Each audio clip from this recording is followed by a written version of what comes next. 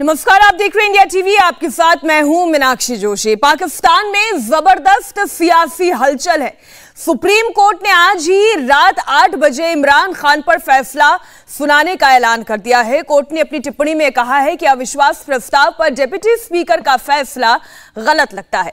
सारे संकेत इसी ओर हैं कि रात 8 बजे इमरान खान का खेल खत्म होने जा रहा है। चुनाव आयोग कह रहा है कि वो अभी 4 महीने तक चुनाव नहीं करा सकता। पाकिस्तान को इस वक्त चुनाव में नहीं झोंका जा सकता। सवाल बस इतना है कि इमरान क्या जेल भी जा सकते हैं। इसे और साफ साफ विपक्ष ने इशारा दे दिया है कि इमरान खान के ऊपर कानूनी कार्रवाई भी हो सकती है। इस वक्त की बड़ी खबर आपको बता दें, पाकिस्तानी सुप्रीम कोर्ट ने फैसला सुरक्षित रख लिया है और रात 8 बजे फैसला सुनाया जाएगा। और संभावना यह भी दिखाई दे रही है कि सुप्रीम कोर्ट का फैसला संभवतः इमरान खान के पक्ष में ना जाए, उनके ऊपर कोई कानूनी कार्रवाई भी हो सकती है। अटॉर्नी जनरल ये जानते हैं कि इमरान खान ने डिप्टी स्पीकर से जो आइन पर हमला कराया 3 अप्रैल को, जो अदम एतमाद की तहरीक को मुस्तरद कराई वो रूलिंग देकर, वो गैर आइनी, गैर कानूनी थी, वो आइन के बरक्स थी। और कोई आइन डिप्टी स्पीकर को ये इजाज़त नहीं देता था। जिस वक़्त मोशन वोटिंग के लिए पेश हुआ था, जिस वक़्त मोशन पार्लियामेंट के अंदर वोटिंग के लिए ले हुआ था, और जिस दिन ये वोटिंग होनी थी उस दिन डिप्टी स्पीकर ये इख्तियार नहीं रखता था कि वो ये रूलिंग देकर मुस्तरद कराए। ये बात की तायीद आज अटॉर्नी जनरल ऑफ पाकिस्तान, जो हुकूमत के अटॉर्नी जनरल हैं, जिन्होंने हुकूमती इस इक़दाम का, जो जमहूरियत के लिबास में आमराना इक़दाम था, उसको डिफेंड करना था, आज अदालत से ये कहकर चले गए हैं। तो कौम को मुबारक हो और अल्लाह ताला के फजलो करम से इंशाअल्लाह, जैसे मैंने कहा था कि 22 करोड़ अवाम आज सुप्रीम कोर्ट की तरफ देख रही है, जहां आइन का तहफ़्फ़ुज़ होना है, जहां पाकिस्तान का आइन जो 5 दिन से मुअत्तल है, सस्पेंडेड है, वो पाकिस्तान की आवाम को दोबारा उसकी बहाली होनी है। और ये अटॉर्नी जनरल का बयान उन तमाम लोगों के मुंह पर तमाचा है जिन्होंने 3 अप्रैल को आइन के ऊपर हमला किया और जिसकी सरबराही इमरान खान साहब ने की, और उनके अहकामात के ऊपर यह हमला हुआ। और इसके लिए इंतज़ार फरमाइएगा, आर्टिकल 6 आइन के अंदर मौजूद है, जिसके तहत इंशाअल्लाह आपके खिलाफ कार्रवाई होगी, जिसने पाकिस्तान का आइन तोड़ा था 3 अप्रैल। तो पूरा बयान आपने सुना। हमारे साथ 2 मेहमान जुड़ गए हैं। हमारे साथ डिफेंस एक्सपर्ट जीडी बख्शी जुड़ गए हैं। थोड़ी देर में हमारे साथ आप जुड़ जाएंगे। आरिफ अब्बासी हमारे साथ जुड़ गए, इमरान खान की पार्टी के नेता आरिफ अब्बासी, और सिद्दीक उल फारूक नवाज की पार्टी के नेता हमारे साथ जुड़ गए हैं। दोनों का ही बहुत स्वागत है, अब्बासी जी, सिद्दीक उल फारूक जी आपका। मैं सबसे पहले अब्बासी जी, चूंकि आप ये दावा करते हैं आपकी सरकार है और अभी भी इमरान खान पाकिस्तान के प्रधानमंत्री हैं, ऐसी परिस्थिति में कोर्ट के फैसले का इंतजार रात 8 बजे तक आपको भी करना है, हमने भी करना है। आप उम्मीद क्या जता रहे हैं?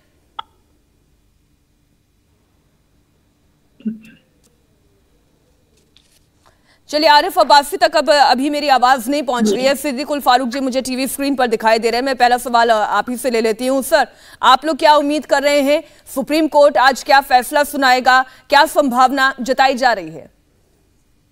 बिस्मिल्लाहिर्रहमानिर्रहीम। देखिए जी, सुप्रीम कोर्ट ने आइन की तशरीह भी करती है और आइन के आर्टिकल को देखना भी होता है।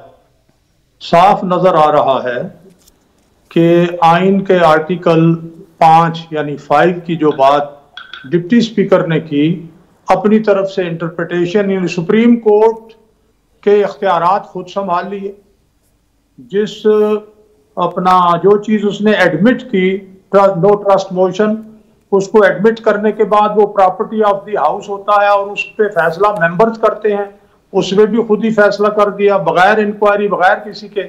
यही वजह है कि चीफ जस्टिस साहब ने कहा कि डिप्टी स्पीकर की रूलिंग गलत नजर आ रही है, और अटॉर्नी जनरल पाकिस्तान ने कहा कि मैं इसको डिफेंड नहीं करता।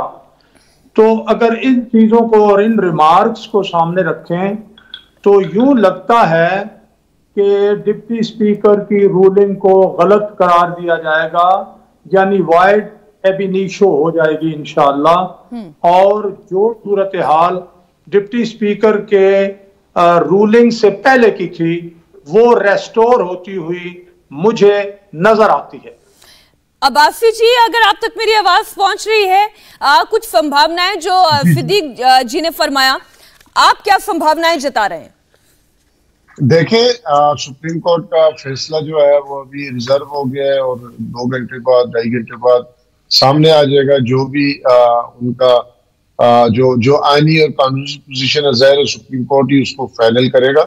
लेकिन मसला ये है कि यहाँ एक और केस भी था, ये जो 18वीं अमेंडमेंट के बाद फ्लोर क्रॉसिंग थी, उसका केस भी इसी बेंच के सामने था, जिसमें ये खरीदो फरोख्त, लोगों के जमीर खरीदना, पार्टियां तोड़ना, तो उसका भी शायद इसी फैसले में वो अपना वर्डिक्ट दे दे।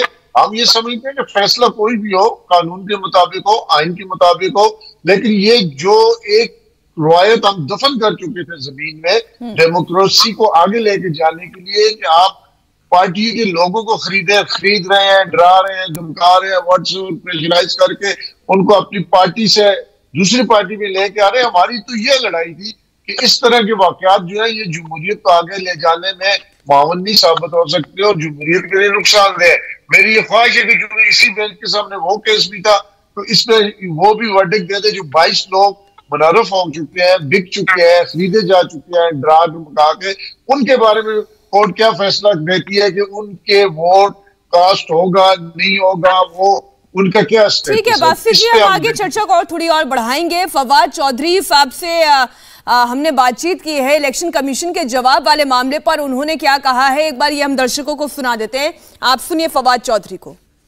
नहीं, मैं तो इस पर बड़ा हैरान हुआ हूँ, क्योंकि आर्टिकल 225 के तहत इलेक्शन कमीशन का सिर्फ एक ही काम है, वो कायम ही सिर्फ एक काम के लिए है कि उन्होंने इलेक्शन करवाने हैं। और अगर वो कहते हैं कि हम 3 महीनों में इलेक्शन नहीं करवा, अगर आप अंदाजा लगाए ना कि जैसे नो कॉन्फिडेंस ना आती और प्राइम मिनिस्टर वैसे असेंबली तोड़ दें, आपका तो आइन में लिखा हुआ है कि आपने 3 महीने में इलेक्शन करवाने हैं। अगर आप 3 महीने से एक दिन आगे जाते हैं तो आप एक्चुअली सबवर्ट कर रहे हैं आइन को और आप आर्टिकल 6 अट्रैक्ट कर रहे हैं। तो किसी सूरत भी जो है वो 3 महीने से आगे इलेक्शन जो है वो कतई तौर पे ना जा सकते हैं, ना जाने चाहिए। और जो भी इलेक्शन कमीशन को इस मामले में मदद चाहिए, हुकूमत की केयरटेकर गवर्नमेंट उनको देने की पाबंद है और 3 महीने से आगे इलेक्शन को कतई तौर पे हम नहीं जाएंगे। और वो चक्कर ये भी है ना सर कि अगर वो इसी पे तैयार रहते हैं या 6 महीने का टाइम मांगा है तो फिर केयर टेकर सेटअप तो होता ही 3 महीने के लिए, फिर ये एक अलग आईनी बहरान होगा।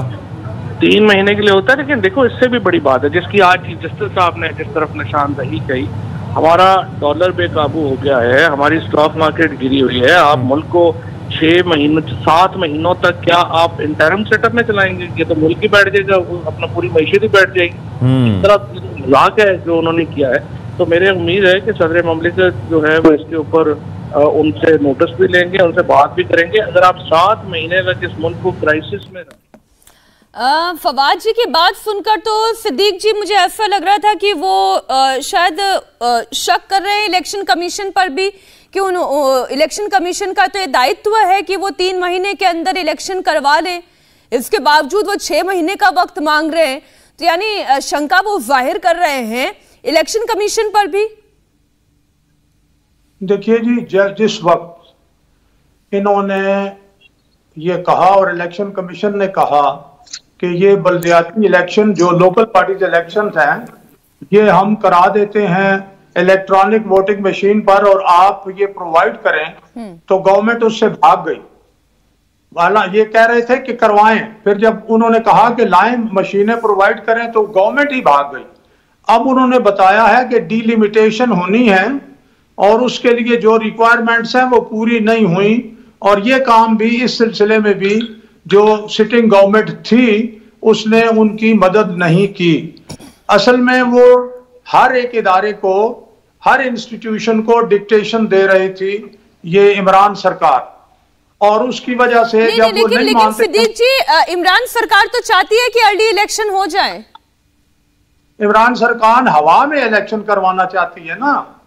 इमरान सरकार जो उनको फंड्स नहीं देती, उनकी जो रिक्वायरमेंट्स है वो पूरी नहीं करती, इमरान सरकार की ख्वाहिश है कि बस आप डिक्लेयर कर दें कि दोबारा हमें 2/3 मेजॉरिटी मिल गई है। अगर ये इलेक्शन कमीशन कर दे तो बहुत अच्छा है, और अगर इलेक्शन कमीशन कर दे कि इमरान साहब आपने उस इलाके में नहीं जाना बतौर प्राइम मिनिस्टर, इलेक्शन रूल्स के मुताबिक आप जलसे नहीं कर सकते, तो वो कहते हैं इलेक्शन कमीशन हमारा दुश्मन है। अगर इलेक्शन कमीशन उनको बुलाता है कि फॉरेन फंडिंग केस में आ जाएं तो वो दुश्मन है। तो जो भी कानून की बात करता है इलेक्शन कमीशन, वो ये मानने के लिए तैयार नहीं है।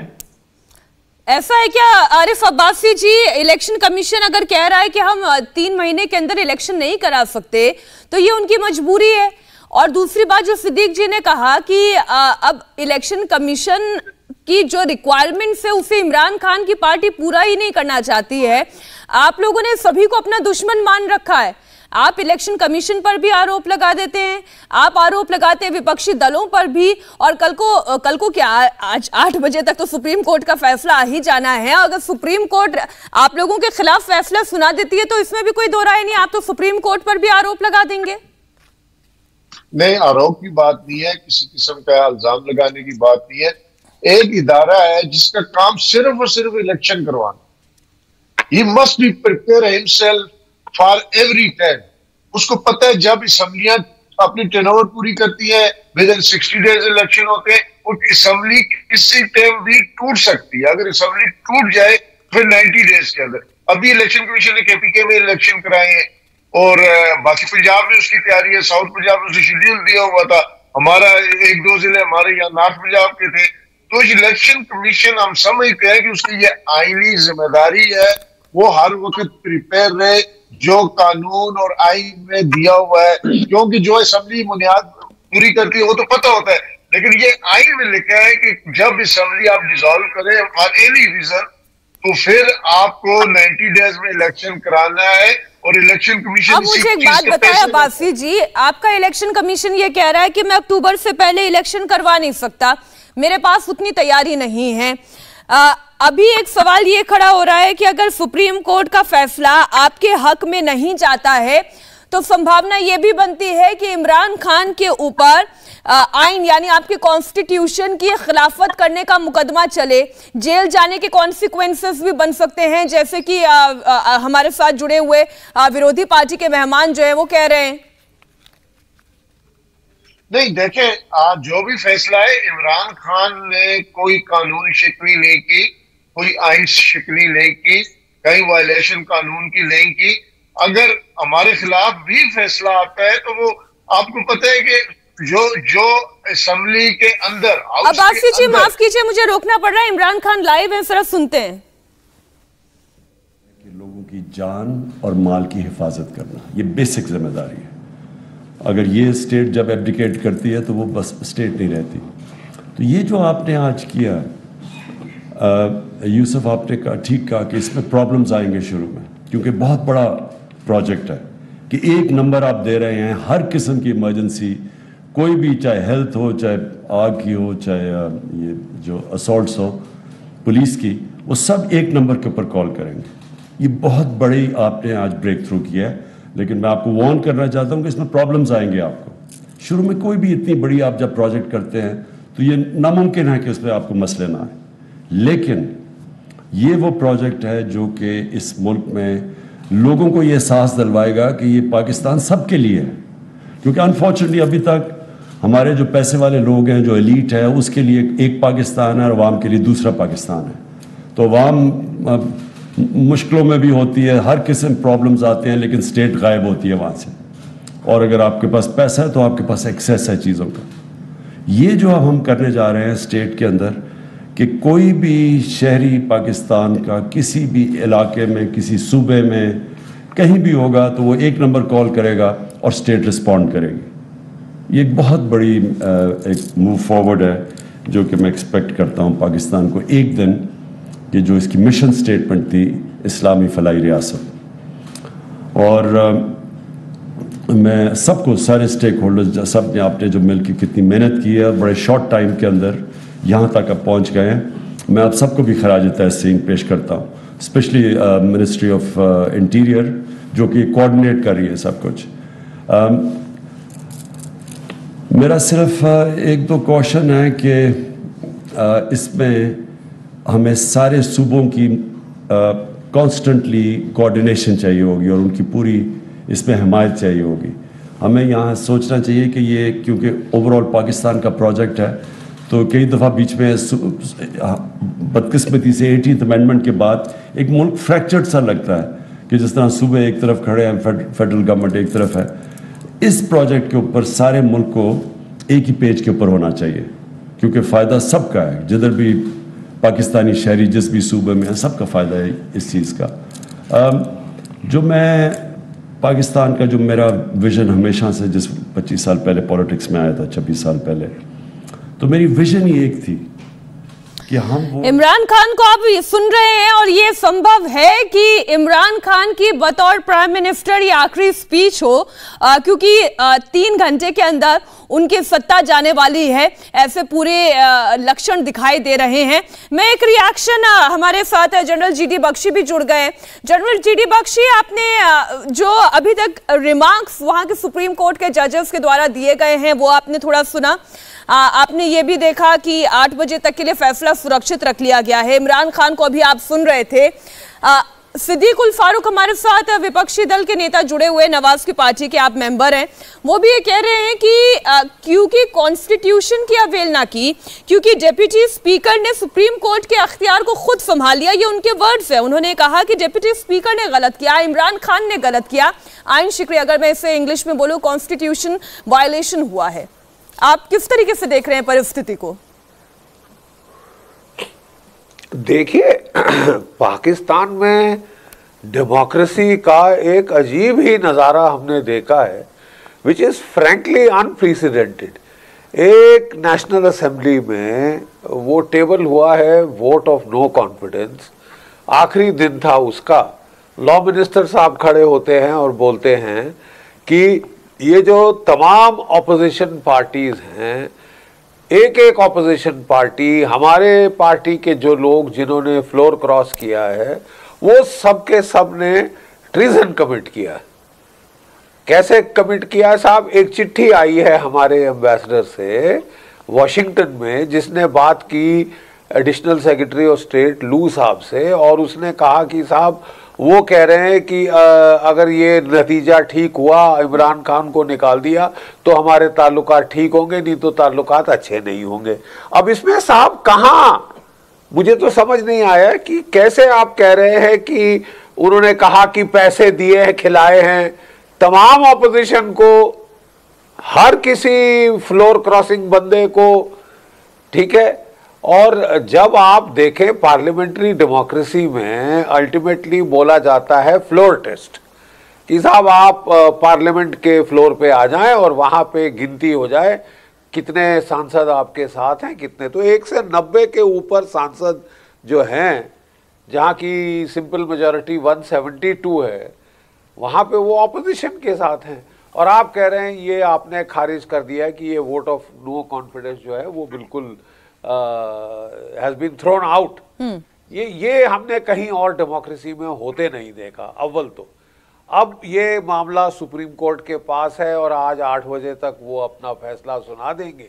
उनकी भी इंक्लिनेशन इस तरफ थी कि डिप्टी स्पीकर जो है टेक्निकली वो इतना बड़ा फैसला नहीं ले सकता, डिसमिस करना वोट ऑफ नो कॉन्फिडेंस। यहाँ से साहब जो इमरान खान साहब की पार्टी का कंटेंशन है कि साहब 67 आर्टिकल के नीचे आप जो कुछ भी असेंबली में होता है, सुप्रीम कोर्ट उसमें दखलंदाजी नहीं कर सकती।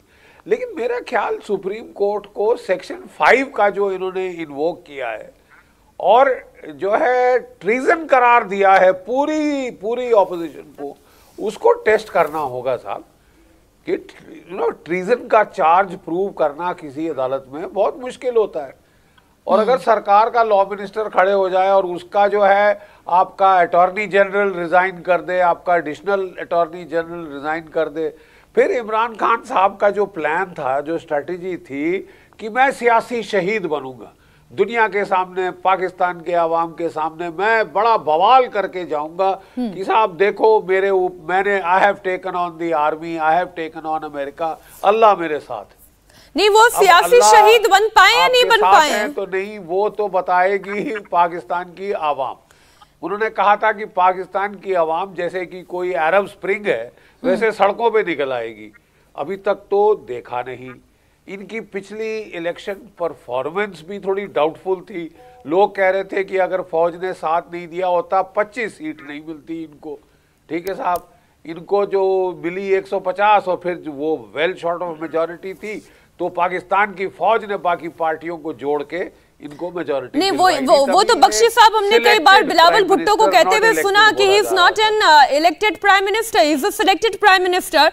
अब आसिफ जी देखिए, कुछ बातें हैं जो सुप्रीम कोर्ट में वाकई में चैलेंज करने लायक थी कि अगर डिप्टी स्पीकर को या कानून मंत्री को इस बात का शक भी है कि पूरी की पूरी ऑपोजिशन कॉन्स्पायर कर रही है और पूरी की पूरी ऑपोजिशन जो है वो गद्दार है, तो इसके सबूत कोर्ट के दहलीज पर टेस्ट होते बजाय इसके कि नो कॉन्फिडेंस मोशन को ही खारिज कर दिया गया। अब उल्टा कहीं ऐसा तो नहीं कि तीर इमरान खान की तरफ चल जाएगा? नहीं, बिल्कुल ऐसा नहीं है। देखें, एक कॉन्स्टिट्यूंसी हुई और उसके सबूत आवाम के सामने भी रखे गए, और जब जहां जहां कानून इजाजत देता था कि वो इसमें सीक्रेट एक्ट 1923 भी आता है, तो जहां जहां कानून इजाजत देता था नेशनल सिक्योरिटी काउंसिल में रखे गए, और फिर सुप्रीम कोर्ट को यह ऑफर दी गई अगर चीफ जस्टिस साहब चाहते हैं तो उनके सामने भी इसको रखा जा सकता है। तो मैं ये समझता हूँ कि वो कॉन्स्टिट्यूंसी वो हमारे इस तरह की नहीं है। ये हमारे थर्ड वर्ल्ड कंट्रीज का अलमिया है कि आलमी ताकतें हमारी खारजा पॉलिसी पे, दाखिला पॉलिसी पे, इक्तिसादी पॉलिसी पे, मुआशी पॉलिसी पे अपने मफादात के लिए असरअंदाज होती है। वो हमें, लेकिन अब्बासी जी ऐसा क्यों है कि आप ये कतई मानने के लिए तैयार नहीं है कि हो सकता है शायद इमरान खान की लीडरशिप में या आप लोगों की सरकार चलाने के तरीके में, विपक्षी दलों को अपने साथ एकजुट रखने के तरीके में शायद कोई कमी रह गई हो? नहीं नहीं, ऐसी कोई बात नहीं है। देखिए, हम थोड़ा सा मुख्तलिफ है। पाकिस्तान तहरीक इंसाफ का तर्ज हुक्मरानी इस वजह से मुख्तलिफ है कि हमारा मंशूर मुख्तलिफ है, हमारा जो एक नजरिया, एक सोच है। हम उस तरह रवायती तौर पर शायद अपने MNAs MPs को साथ नहीं रख सके, जिस तरह सरकारी रिश्वतें दे के, नौकरियां सरकारी उनके हवाले करके, पूरे जिले उनके हवाले करके, मतलब कि एक लाकानूनियत की हद तक उनको इजाजत होती थी अपने इख्तियारात इस्तेमाल करने की, उस पर हमारा कंट्रोल रहा है। हमने इंतजामिया को और मुंतखब नुमाइंदों के दरमियान फर्क रखा। इंतजामिया के इख्तियारात, अब्बासी जी मेरे ख्याल सिद्दीक जी इस पर अपनी राय रखना चाहेंगे। और अब से चंद मिनट पहले फवाद चौधरी ने बहुत ही इंटरेस्टिंग एक बयान दिया है। पहले वो एक बयान हम सुन लेते हैं। हिस्ट्री की बात कर रहे हैं, 400 साल के इतिहास में पहली बार एक हिस्टोरिकल डिसीजन होगा। आइए सुनते हैं फवाद चौधरी ने क्या कहा। खाली वोटों पड़ जाएं, इसके ऊपर भी सुप्रीम कोर्ट ने कहा कि हम इसमें मुदाखलत नहीं कर सकते, और अगर सुप्रीम कोर्ट स्पीकर की रूलिंग को बदलती है तो ये 400 साल की जो कानून की हिस्ट्री है ये उसके बरक्स होगा, पहली बात। दूसरी बात यह है कि जो वज़ीर आज़म का असम्बली तोड़ने का इख्तियार है वो अलहदा है, वो सेपरेट है स्पीकर की रूलिंग से। सिद्दीक जी, जो बात में फवाद चौधरी की समझ पाए, उन्होंने तो सीधा सीधा ये कह दिया कि अगर सुप्रीम कोर्ट उनके खिलाफ यानी डिप्टी स्पीकर के फैसले के खिलाफ अपना कोई आदेश देता है तो ये कानूनी इतिहास में वो होगा जो बीते 400 सालों में नहीं हुआ। बात यह है कि फवाद चौधरी ऐसा बंदा है कि अगर सूरज निकला हुआ हो, रोशनी हो, तो ये कह सकता है कि बिल्कुल अंधेरा है, सूरज है ही नहीं, और बिल्कुल रात, काली रात हो तो ये कह सकता है कि जनाब सूरज निकला हुआ है। हम इसे जानते हैं ना, हम इसे भुगत रहे हैं बड़े अरसे से, तो इसकी दलील में कोई वजन बिल्कुल नहीं है। प्राइम मिनिस्टर उस वक्त असेंबली तोड़ सकता है जब उसके खिलाफ अदम एतमाद का नोटिस ना दिया गया हो। नोटिस दे दिया जाए तो फिर वो नहीं तोड़ सकता। ये आपने ये सवाल किया था कि क्या इमरान खान जेल जा सकते हैं, मैं उसका ये जवाब दूंगा कि हम बिल्कुल ये नहीं कहेंगे कि नहीं छोड़ेंगे इमरान को। इमरान खान ने वीट, शुगर इंपोर्ट एक्सपोर्ट जो की, वो बहुत बड़े केसेस हैं। जो बाहर से मदद आई कोविड-19 में, उसमें 40 बिलियन के जो एलिगेशन है इन पर करप्शन के, वो बहुत बड़ा केस है। उसके अलावा जो बाहर से गिफ्ट्स आए हैं, घड़ियां और कुछ 350 तोले सोना, 3.5 kg, वो है जो इन्होंने नहीं दिया। इसके अलावा बहुत सी ये सारे केसेस जो हैं, ये जो प्रॉपर इदारे हैं उन पर रेफर करेंगे, वो इनको देखेंगे। अगर इन पर केसेस बनते होंगे तो फिर वो अदालतों में जाएंगे और फिर साबित हो गए तो जेल जाएंगे। इसका मतलब तो ये है कि अगर वो जाना चाहें भी तो आप उन्हें जाने नहीं देंगे, और ये पद की बात नहीं है, ये मुझे तो लग रहा है उनके देश से जाने की भी बात है, उनको जेल ले जाने की बात है। हमारे साथ पाकिस्तानी पत्रकार आरजू काजमी भी जुड़ गई हैं। देखिए, पक्ष और विपक्ष के अपने अपने तर्क होते हैं, लेकिन एक पत्रकार का बड़ा न्यूट्रल नजरिया होता है। आरजू जी, अब जो सुप्रीम कोर्ट की ऑब्जर्वेशंस हैं, जो अलग अलग जजेस की ऑब्जर्वेशन है, वो कम से कम यही कहती हैं कि इमरान खान के लिए वक्त अच्छा आने वाला नहीं है। आपको क्या नजर आ रहा है? जी, लग तो ऐसा ही रहा है जिस तरह की अभी न्यूज आ रही हैं, और वो कह रहे हैं कि गलत किया इन्होंने, असेंबली जिस तरह से डिसॉल्व नहीं की जा सकती थी। तो लग तो यही रहा है कि कोई बेटर डिसीजन आएगा सुप्रीम कोर्ट की तरफ से, लेकिन फिर भी जब तक कुछ आ नहीं जाए, कोई बात हो ना जाए, कहा नहीं जा सकता। यहाँ पे कहा गया है कि 7:30 पे बताएंगे, फैसला सुनाएंगे, लेकिन सब यही चाहते हैं कि अच्छा हो, और जो गलत स्टेप लिया है इमरान खान की गवर्नमेंट ने, उसको डिनाई करना चाहिए सुप्रीम कोर्ट को। अभी थोड़ी देर पहले फवाद चौधरी ये कह रहे थे कि अगर सुप्रीम कोर्ट ने डिप्टी स्पीकर के फैसले के खिलाफ अपना आदेश दिया तो ये 400 साल के कानूनी इतिहास में ये पहली घटना होगी। जी, फवाद चौधरी साहब ये बताना भूल गए कि जो स्टेप पीटीआई ने लिया है वो कितने 100 साल में जो है गलत काम हुआ है, क्योंकि वो हर उस चीज को इस वक्त डिफेंड करते नजर आ रहे हैं जो उनकी गवर्नमेंट ने गलत किया है। और ये चीज जो है, आप किसी से भी बात करें, जो भी जर्नलिस्ट होगा या थोड़ा बहुत किसी को पाकिस्तान का जरा सा भी ख्याल होगा, वो आपको यही बताएगा कि इन लोगों ने सिर्फ और सिर्फ अपनी सीट बचाने के लिए और इस जिद में कि इन्होंने प्राइम मिनिस्टर बने रहना है, उसके लिए इन्होंने सब कुछ किया है। जो लेटर इमरान खान साहब दिखा रहे थे वो भी झूठा साबित हो चुका है, ना सिर्फ दूसरे लोगों की तरफ से बल्कि एजेंसीज ने भी कहा है कि ऐसा कोई थ्रेट नहीं आया, ऐसा कुछ भी नहीं हुआ। लेकिन आप एक तरह की यहाँ पे सिविलियन डिक्टेटरशिप शो की गई है पीटीआई की तरफ से, जो कि बहुत अफसोसनाक है। और फवाद चौधरी साहब तो कल जर्नलिस्ट को जवाब भी नहीं दे रहे थे, और जब मतीउल्लाह जान जो हमारे एक रेप्यूटेड किस्म के जर्नलिस्ट है, उन्होंने उनसे बात की है, फराह गुज्जर के ऊपर सवाल किया है, तो वो भी सबने देखा कि किस तरह से फवाद चौधरी ने उनके ऊपर चिल्लाना शुरू किया। बिल्कुल। हमारे साथ तमाम खास मेहमान जुड़े हुए हैं। आरिफ जी, देखिए, आपने आरजू कासमी को भी चुना, आपने सिद्दीक उल फारूक को भी सुना। सिद्दीक जी ने तो फवाद चौधरी पर सीधा सीधा आरोप लगा दिया। उन्होंने ये कहा कि अपनी गलतियों को छिपाने के लिए वो दिन को रात और रात को दिन तक कह सकते हैं। नहीं, देखिए, सिद्दीक उल फारूक मेरे भाई हैं और पॉलिटिकल वर्कर हैं। ये जो भी कहें, इनकी एक राय है, मैं उसका एहतराम करता हूँ। लेकिन फवाद चौधरी ने कोई ऐसी बात नहीं की कि जिसमें इतना तलख जवाब उनको दिया जाए। उन्होंने एक बात की है कि तारीख में कम और पेशी पार्लियामेंट के मामलात में अदलिया मुदाखलत करती है, और जो डेमोक्रेटिक मुल्क है जहाँ पर पार्लिमानी निज़ाम जमहूरियत है, वहाँ तो बिल्कुल भी अदलिया का अपना। लेकिन अब्बासी जी, अभी आरजू जी ने भी आपसे सवाल पूछा ना, उन्होंने पूरी इमरान खान की पार्टी से सवाल पूछा। उन्होंने कहा कि बीते 400 साल के 1000 साल के इतिहास में भी ऐसा नहीं हुआ होगा जो पीटीआई ने किया कि नो कॉन्फिडेंस मोशन का सामना करने से पहले ही उसे खारिज करा दिया। नहीं, यह आरजू की बिल्कुल एक राय है और उनकी राय का मुझे पूरा एहतराम है, लेकिन हम ऐसा नहीं समझते। हम समझते हैं कि एक ऐसी करारदाद जिसके पीछे गैर मुल्की ताकतें, वो ताकतें जो पाकिस्तान की माशी, इक़्तिसादी, खारजी, दाखिली बहुत सारी पॉलिसियों पर असल अंदाज होना चाहती थी, जो ये चाहती है कि पाकिस्तान की पार्लियामेंट उनके ताबे रहे, तो ये पूरी कौम की बहुत बड़ी इंसल्ट थी, बेइज्जती थी।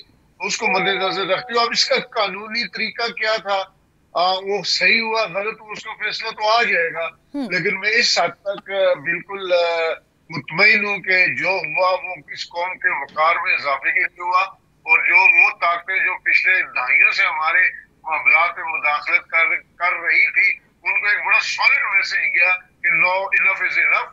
तो अब हमारे मामलात में सर इनफ इज इनफ जैसी बातें तो सुप्रीम कोर्ट के ऑब्जर्वेशन में भी मुझे समझ में आती हैं जनरल बख्शी।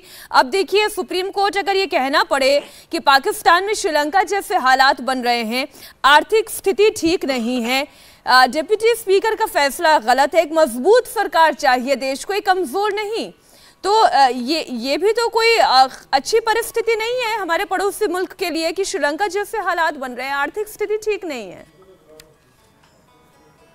देखिए, ये बड़ी अजीब बात है कि जहाँ जहाँ चीन ने अपनी बेल्ट रोड इनिशिएटिव लगाया है वहाँ इकोनॉमिक तबाही हो गई।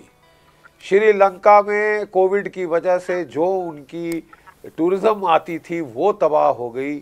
वैसे उनके पास अब मेडिसिन नहीं है, खाने को नहीं है। भारत ने $1 बिलियन की मदद दी है, किसी तरह लोगों को राहत हो, लेकिन जहाँ जहाँ चीन की ने भी रोड बेल्ट इनिशिएटिव वगैरह किए हैं वहाँ वहाँ जो है वो तबाही का मंजर देख रहे हैं, चाहे पाकिस्तान हो चाहे श्रीलंका हो। जहाँ चीन का हस्तक्षेप हुआ, जहाँ चीन ने आपको जो है उधार दिया, तो वो सूदखोरों की तरह वो जान के पीछे पड़ जाता है, वापस दो, फिर नहीं मिलता तो वो पोर्ट्स वगैरह छीन लेता है। हम्बनतोता छीन लिया, कोलंबो का पोर्ट छीन लिया, और आज जो है वहाँ पे जो महिंद्रा राजापक्षे साहब हैं वो सब, उनके खिलाफ बगावत हो गई है, बिल्कुल शरेआम बगावत, क्योंकि लोगों को खाने को पीने को नहीं मिल रहा, महंगाई इतनी बढ़ गई है। पाकिस्तान में भी अमेरिका कम, ये इकोनॉमिक जो बर्बादी है वो कहीं ज़्यादा है। लोग त्राहिमाम हो गए तभी उनकी सरकार हिली है, बट उन्होंने बड़ा क्लेवरली, उनकी स्ट्रेटेजी थी कि मैं डाइवर्ट करूं, मैं सियासी शहीद बनूं, मैं ब्लेज ऑफ ग्लोरी में जाऊं, कि मैं वो डेविड हूं जिसने गुलायत को टेक ऑन किया है आर्मी के, अमेरिका के, और अल्लाह मेरे साथ हैं, अल्लाह मेरे साथ हैं, मतलब आवाम मेरे साथ है, क्योंकि आवाम की आवाज़ मालिक की आवाज़ होती है। लेकिन अभी तक तो हमने ऐसा कुछ नहीं देखा। वही मैं सिद्दीक जी से भी समझना चाहते, सिद्दीक जी जो बात बख्शी साहब कह रहे हैं, जो बात बख्शी जी ने कही, उन्होंने कहां पर इशारा किया वो आप समझें। और दूसरी बात ये कि जब खराब आर्थिक स्थिति होती है, जब देश संकट से गुजर रहा होता है, तब तो सबसे ज्यादा मजबूत सरकार की जरूरत होती है। मैं पहले तो ये बात अर्ज करूंगा बख्शी जी के हवाले से कि चीन ने इमरान खान साहब के डिप्टी स्पीकर को ये तो नहीं कहा था ना कि आप ये काम करें, ना उन्होंने ये कहा था कि आप इंपोर्ट पर पाबंदी लगाएं, ना उन्होंने ये कहा कि आप सारी अपोजिशन पर झूठे मुकदमे बनाएं। ये तो उन्होंने, चीन ने नहीं कहा। हमारे यहाँ तो कोविड का मसला भी कुछ ज़्यादा संगीन नहीं था, बहुत मामूली सा था, और वो भी अल्लाह ने किया कि वो ठीक हो गया। बल्कि हमारी तो हुकूमत ने, इमरान खान ने, मैंने अभी बताया ना कि 40 बिलियन रुपीस की गड़बड़ की, करप्शन की, फॉरेन असेस, बाकी पता नहीं क्या किया। ये हमारे अपने जो खराबियां हैं। अब मिसाल के तौर पर आरिफ अब्बासी साहब ने ये कहा कि जी ये जो साजिशी खत है ये तो आवाम को पता है। भाई ना आवाम के सामने रखा गया है, ना पार्लियामेंट में रखा गया है। मैं आपको एक छोटा सा वाकया बताता हूं। ये 3 मार्च को हमारा एक पीटीआई को छोड़ के उनके सेक्रेटरी इत्तलात मुस्लिम लीग नून में आए, उन्होंने अपने घर पे दावत दी। उसमें को 20-22 एंकर पर्सन्स थे, उसमें हमारी पार्टी के 25-30 लोग थे, और 10 या 11 जो थे वो प्रेस अटैची मुख्तलिफ मुल्कों के, 2 मुल्कों के सफ़ीर मुसलमान मुल्कों के थे, एक बरतानिया का यानी यूके का भी था अपना प्रेस 3rd सेक्रेटरी, और एक अमेरिका की भी 3rd सेक्रेटरी थी। ली जनाब, वो जो इनको सपोर्ट करने वाला चैनल है, उन्होंने कहा जी वो फलान है, वो सिद्दीकुल फारूक से मुलाकात की है और ये साजिश के ताने बाने। भाई सिद्दीकुल फारूक तो इस वक्त पार्लियामेंट का मेंबर भी नहीं है, और खुली दावत हुई है, उसमें और 9 मुल्कों के लोग भी मौजूद हैं, और उसमें 20-22 जो हैं वो एंकर पर्सन भी हैं। ये कौन सी साजिश और कौन सी मुलाकात है? तो ऐसी जो है वो बेसलेस बातें कर रहे हैं और वो इंशाल्लाह साबित हो जाएंगी। तो ये सारी ये आरजू जी, ऐसा तो नहीं कि वो कश्ती डूबने से पहले की एक छटपटाहट और एक बौखलाहट है जिसकी वजह से ऐसे बयान जो है विपक्षी दलों के खिलाफ आ रहे हैं? देखिए, इस वक्त जो बॉडी लैंग्वेज है वो तो सभी की ये बता रही है कि टेंस है, चाहे अपोजिशन हो या गवर्नमेंट, यानी पिछली गवर्नमेंट कह लें जो भी है, ये सभी लोग परेशान नजर आ रहे हैं और लग यही रहा है कि कोई भी फैसला जो है वो आ सकता है। अभी किसी को समझ में नहीं आ रहा है कि किसके फेवर में फैसला आएगा अदालत का, लेकिन जो भी कोर्ट फैसला करती है तो इस वक्त दोनों तरफ के लोग ही जो है वो टेंस्ड है। लेकिन फवाद चौधरी साहब की जहां तक बात कर रहे थे तो वो तो हर पार्टी में रहे हैं, वो तो डिक्टेटरशिप में मुशर्रफ के साथ भी थे, वो तो पीपल्स पार्टी में भी थे। कौन सी पार्टी ऐसी है जहां पे फवाद चौधरी नहीं गए? जब भी गवर्नमेंट बनती है ये दो लोग, एक शेख रशीद साहब और दूसरे फवाद चौधरी, बड़े काबिल नेता है तो पाकिस्तान के, इनकी आइडियोलॉजी सभी के साथ मैच कर जाती है। ये आलू हैं जो हर सब्जी के साथ सेट हो जाते हैं। अच्छा आरजू जी, मुझे एक और बात बताएगा जी, क्या कह रहे हैं सिद्दीक जी?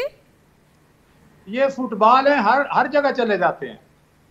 अच्छा आरजू जी, अच्छा लेकिन मुझे एक बात बताइएगा कि अगर इलेक्शन कमीशन ये कहता है कि हम अक्टूबर से पहले चुनाव करा नहीं सकते, सुप्रीम कोर्ट ये कह देता है कि इमरान खान का फैसला गलत रहा, तो इन एनी केस इलेक्शन में तो पाकिस्तान को जाना ही होगा। ऐसे में चुनाव कब तक होंगे, किस तरीके से चुनाव कंडक्ट कराए जाएंगे, और ऐसी परिस्थिति में तब तक क्या केयरटेकर प्राइम मिनिस्टर कमान संभालेगा? जी, लग तो यही रहा है कि कोई ना कोई केयरटेकर गवर्नमेंट आएगी और वही चलाएगी मुल्क को जब तक कि इलेक्शंस ना हो जाए। कोई जरूरी नहीं है कि 90 डेज में इलेक्शंस करवाए जाएं, हो सकता है कि और डिले कर दिया जाए इसको, इसलिए कि ये अभी अफोर्ड नहीं कर सकते कि इतनी जल्दी विद इन 3 मंथ्स या 90 डेज में ये इलेक्शंस हो पाए। लग नहीं रहा, लेकिन कोई ना कोई केयरटेकर गवर्नमेंट आएगी और उसके बाद ही आगे बात चलेगी। लेकिन बहरहाल पीटीआई को जो है वो मुझे नहीं लगता कि बहुत ज्यादा उम्मीद नहीं रखनी चाहिए कि कुछ इनके लिए कोई खुशखबरी आने वाली है। और इलेक्शन यदि अक्टूबर से पहले नहीं होते हैं, जो कि संभावना दिखाई दे ही रही है, इसी पर मैंने अब्बासी साहब से जब सवाल पूछा था तो उन्होंने कहा कि ये तो एक ऐसी संस्था है जिसका काम ही है इलेक्शन करवाना, इसे तो तैयारी रखनी चाहिए इलेक्शन करवाने की। अगर ये भी इतना वक्त ले रही है तो इसका मतलब यहाँ भी कुछ दाल में काला जरूर हो सकता है। देखिए, कोई जरूरी नहीं है कि दाल में कुछ काला ही हो, ये जो है जाहिर है बहुत ज्यादा पैसा भी इसमें लगता है और कई चीजें। मुझे तो ये समझ नहीं आती पाकिस्तान में आखिर ये लोग खत्म क्यों नहीं कर देते इलेक्शंस का सिस्टम, क्योंकि यहाँ तो एस्टेब्लिशमेंट लाती है और वही हटा देती है। तो सिंपली एस्टेब्लिशमेंट अनाउंस कर दे कि जी कल से ये आपके प्राइम मिनिस्टर है और ये वाली पार्टी जो है वो हुकूमत चलाएगी या मुल्क को चलाएगी। खामाखाई में इलेक्शंस करवाते हैं, लोगों का टाइम जाया करते हैं और उसके बाद अपनी मर्जी के लोगों को लाके बिठा देते हैं। जैसे इमरान खान आए थे, इमरान खान को आपके ख्याल से बहुत वोट मिले थे? ऐसा कुछ भी नहीं हुआ था और बिल्कुल एस्टेब्लिशमेंट ने तैयारी की थी, सब पहले दिन से जानते थे कि पीटीआई की गवर्नमेंट आने वाली है। और जिस तरह से पिछली गवर्नमेंट को हटाया गया था वो भी बिल्कुल इलीगल था, लेकिन किसी ने कोई आवाज नहीं उठाई। और अब सेम वही चीज जब इमरान खान के साथ हो रही है तो पीटीआई वाले जो हैं वो परेशान हैं और शोर मचाए जा रहे हैं। लीजिए, एस्टेब्लिशमेंट ने आपको बैठाया, एस्टेब्लिशमेंट कह रही है गुड बाय। अब्बासी जी नहीं, अब जो असल हकायक हैं वो आरजू जी को पता है कि जो पिछली हुकूमत थी उसने अपने 5 साल पूरे किए थे। हाँ, उनके वजीर आजम नवाज शरीफ साहब के जो एलिगेशन थे वो सुप्रीम कोर्ट में सच साबित हुए और वो अपने इक़्तिदार से हट गए और नाइल हो गए, फिर सजा याफ्ता हो गए, फिर उनको लंदन भागना पड़ा। बाकी पाकिस्तान तहरीक इंसाफ 1,70,00,000 117 मिलियन